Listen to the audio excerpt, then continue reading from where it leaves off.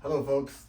So today we're talking about food, and basically what we're doing is putting together all of the elements of our life, and we're starting with the idea of health and applying that to urban design and lifestyle, coupled with how we do this on a generational scale so that we create societies, lifestyles, and systems that enable us to have access to health and achieve the best of ourselves and increase that capacity over time generationally.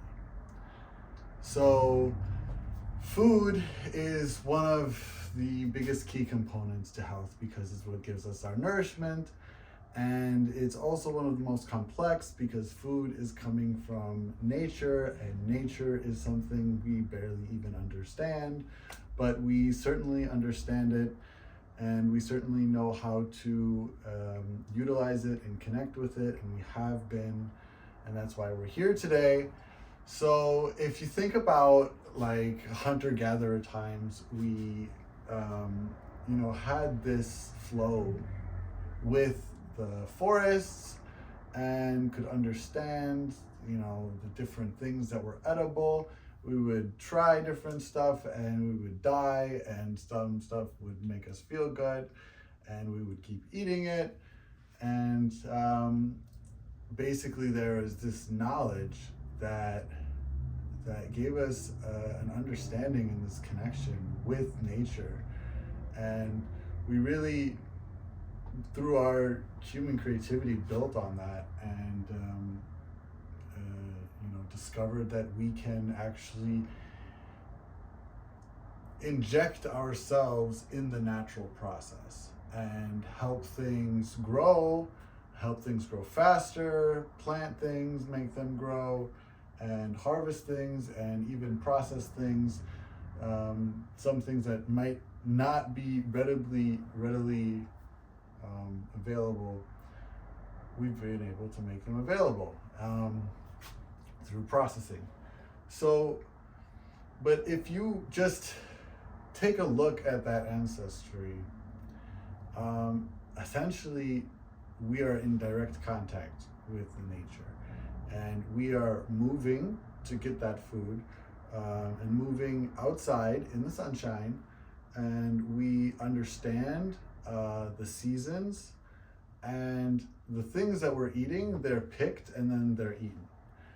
They're picked and eaten right away, or they're picked and slightly processed and eaten.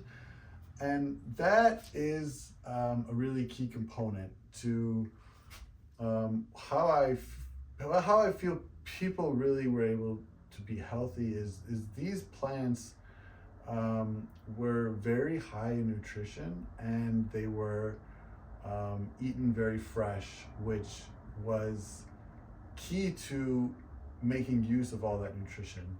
And oftentimes eaten raw, that includes basically a lot of enzymes that help us utilize those nutrients and digest those foods properly. Now, I think if you fast forward to basically today, that a lot of our food is coming from a very far place. We're not eating in any seasonal way, or at least we can say, like the general Western urban setting person is far from the food, their source of the food, disconnected with the seasons, and when you're transporting food, you often have to pick it before it's ripe, so before a lot of those nutrients have developed. And what has also happened is we have developed varieties to fit the logistics of food, to be able to be shipped far away, to be able to sit on a shelf for a really long time and look really pretty all the time. And we're developing that food um, oftentimes without consideration of its taste or without consideration of its nutrition. Oftentimes we're making food a lot bigger and it's really just more water content, not necessarily more nutrition. Um, and so I kind of how the question is, how can we um, achieve that freshness from varieties that are nutrient dense and are focused on their nutrition and their taste rather than their logistical properties. I think those are two. That's a key point that we want to focus on, and then the how do you say, like the regenerative nature of that food. Like we traditionally would have a crop, and that crop would have seeds, and a portion of our harvest would go to seeds for the next year. And we're picking seeds that over time that we're picking from the fruits and vegetables the seeds that we think we like, oh, that's a really good one, so I want to take seeds from you because that's going to give me a lot of good ones next year. And this is something that we've done historically and traditionally, and in the laboratories or like the nursery greenhouses that are developing these new varieties, they're basically expediting that process, which is really cool. We've really come a long way, but I think a lot of the essential principles of like what we're looking for and what varieties we're creating and why we're creating them, I think has kind of taken us in a trajectory that's not really making us healthier. It's more just making it maybe more commercially viable in the current long supply chain, far distance travels needed. And essentially, the second you pick a fruit or vegetable and you take it from the ground, it's slowly decaying, it's losing its nutrients, or it's picked when it's early, and it's also losing its energy. There's actual physical beating energy in food that is connected to the land. And I believe there's some machine out there that can like look at that and measure it even. But I've personally experimented with eating raw food, and not all of it has been local. Some of it I've done raw food that's like directly from the source, from the ground, and I've done raw food just from the grocery store.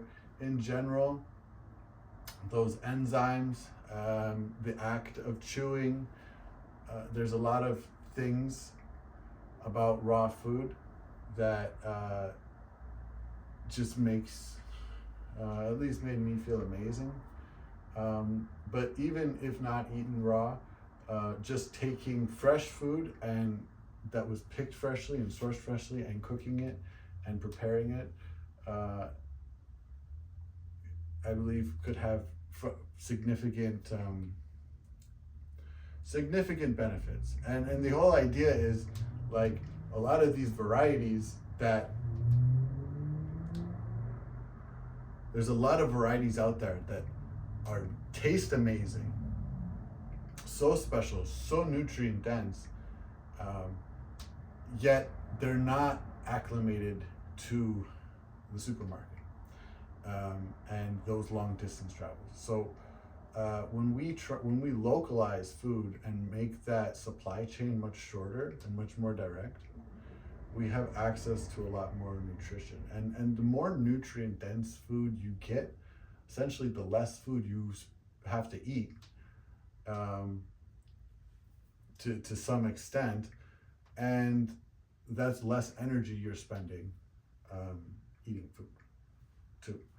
So like if you want to like compound the time and energy, there's a lot of savings in food you can have when accessed locally.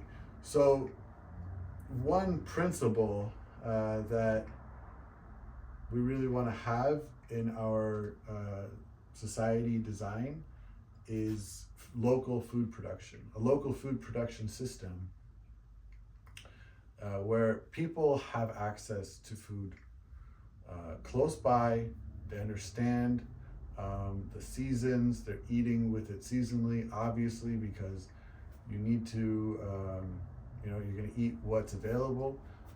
And not to say like these are principles. So like nothing's like 100%. Like don't just like we can't just only eat things right here. Like what if like you live in some northern state in the middle of winter? What are you gonna eat? Like okay, first of all, there's all kinds of delicious preserves. There's a whole world of that, and fermented veggies, and they're amazing. But like the point is to emphasize these things and really try to utilize the most of them to and make spaces for them. So like that's like, let's say like the standard, but there's always those exceptions, and basically when we have these localized production systems, there's going to be surpluses, there's going to be different microclimates and different things, and there can be regional trade, and each one can make their preserves and different things, and like it's still, there's still an aspect of sharing, there's still an aspect of getting a fruit or a vegetable that doesn't grow in your environment and having it a part of your cuisine. But let's try and make as much of your food as possible or as practical around you, coming from around you. And this comes also from just a food security and sovereignty point of view, that basically you are more stable as a community when your food source is in your control and you have direct access to it. And not only that, but your community that you're connected with understands how to grow that food and has knowledge and is connected with that knowledge and is passing that knowledge down. So there's an element of health in there, but then on top of that, there's an element of sustainability in just the logistical risk of having access to food. So the closer the food source, the better, health-wise and risk-wise. And then aside from that, food is it's we kind of said it's nature to some extent, and basically there's you have two contrasts, you have two extremes right now. Imagine the rainforest, okay, like a zillion different kinds of plants and animals all working in unison and balancing each other out, and like there's a little bit of everything for everybody. And then you have like a monoculture of like one crop, and you like produce a ton of it, and you have to combat a bunch of different things like injecting certain nutrients and using certain kinds of pesticides because there's nothing else to balance out those pests. So basically, one is super highly productive in one thing, but it requires a lot of management in protecting that one thing. And it also it depends on synthetic, or it's more input intensive, because you're only focusing on producing one thing and taking everything. Like when you've got a tomato, and that tomato plant is like sucking nutrients out of the ground and putting in the tomato, and then you put that tomato and you ship it somewhere else. All over time, the nutrients in that soil is just like going away over time. So that's what fertilizers are for and all of this stuff. So it's very input intensive. And so the forest, there are multiple things all providing a function for it to just continue to survive and repopulate and function and be healthy, just all by itself. Like the forest doesn't even need us. Okay, but we can, in fact, produce the food in a forest model, also known as agroforestry, and basically utilize those natural functions of our environment, and while producing food. And why that's important is basically it goes back to that sovereignty aspect of things, where you to not be dependent on buying some chemical or some nutrient from somewhere far away to grow the food that you depend on, but rather the land itself is reaching in the ground and recycling nutrients through the ground, and you're taking from those nutrients and also recycling them back into the environment as one unit ecosystem that humans are a part of. And that's how our ancestors lived, and it's basically just how nature works. And we not only are a part of nature, but we have the ability, like I was saying earlier, where we can understand these functions, we can understand these cycles, and we can actually accelerate them and help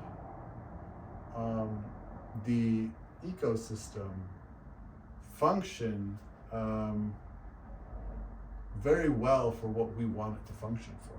So function in producing food, function for the trees themselves, maybe by different aspects of pruning, and we can even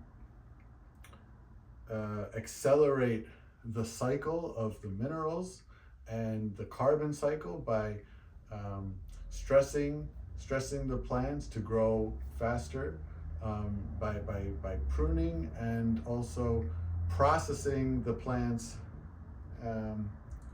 down into little bits so they decompose faster and actually build soil faster, and just we can make it go faster, so we can actually transition and boost the ecological process and benefit from it at the same time. So like we're kind of painting this like society that has a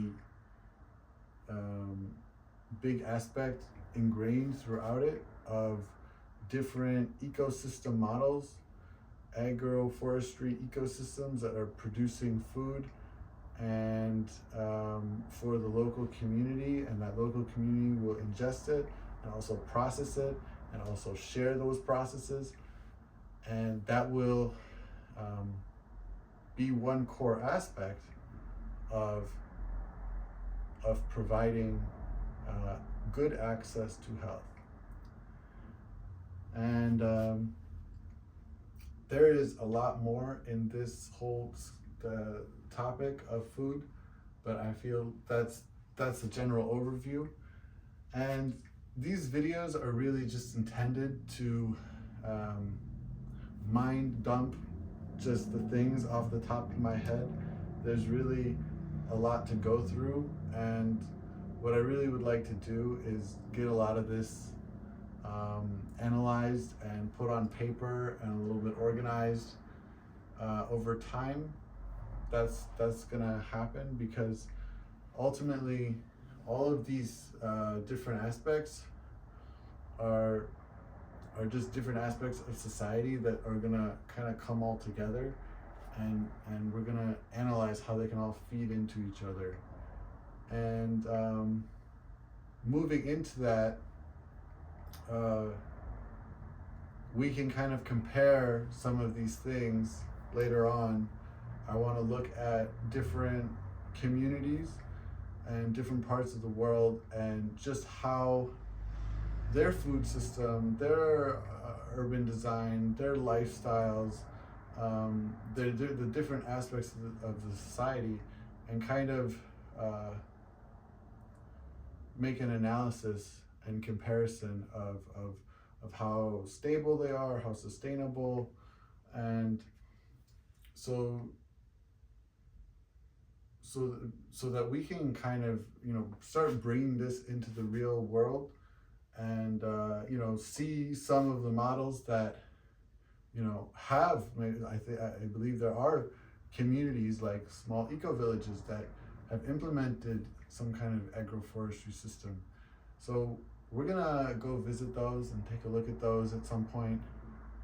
And that's really what these videos are gonna be about, is just looking at society and reflecting on it, and seeing, you know, what's working really well, what are the pros and cons of different models, and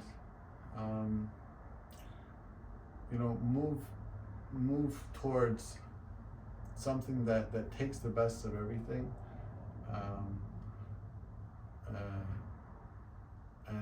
and hopefully be implementing these kinds of principles somewhere in the world at some point. So that's it for today, and we'll talk about some other subjects next time. Thank you.